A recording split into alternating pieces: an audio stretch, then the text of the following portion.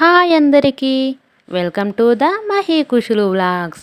ముందుగా అయితే అందరికీ శ్రీరామనవమి శుభాకాంక్షలు. శ్రీరాముడికి ఎంతో ఇష్టమైన వడపప్పు, పానకం, చలివిడి సులభంగా ఎలా తయారు చేసుకోవాలో చూడండి.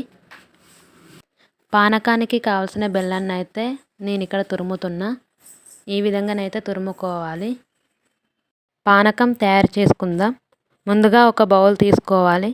2 గ్లాసుల వాటర్ పోసేసుకొని ముందే తురిమి పెట్టుకున్న బెల్లాన్ని వాటర్లో వేసేసి కరిగే వరకు అయితే కలుపుతూ ఉండాలి. ఈ విధంగా బెల్లం అయితే కరిగిపోయింది.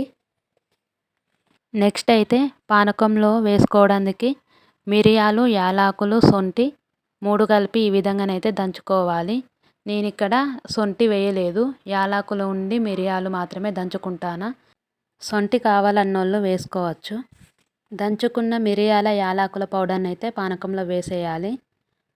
కొన్ని తులసాకులు కూడా వేసేసుకోవాలి. కలిసేటట్టు అయితే కలుపుకోవాలి. అంతేనండి పానకం. చాలా ఈజీ ప్రాసెస్. ఈ విధంగా ట్రై చేయండి.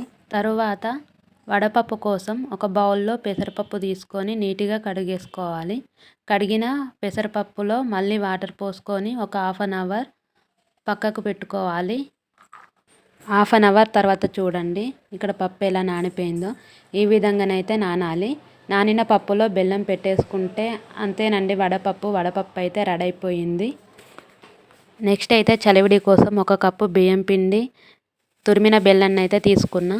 ఈ 2 అయితే కలిపి మిక్సీ పట్టేసుకోవాలి. ఈ విధంగానైతే మిక్సీ పట్టుకోవాలి. మిక్సీ పట్టుకున్న పౌడర్లో కొన్ని వాటర్ పోసి చపాతీ పిండి కలిపినట్టు మొత్తం అయితే కలిపేసుకొని రౌండ్గా చేసేసుకోవాలి. అంతేనండి చలివిడి. చాలా ఈజీగా చేసేసుకోవచ్చు. ఇక్కడైతే చలివిడి అయితే రెడీ అయిపోయింది. శ్రీరాముడికి ఎంతో ఇష్టమైన పానకం, వడపప్పు, చలివిడి అయితే రెడీ అయిపోయింది.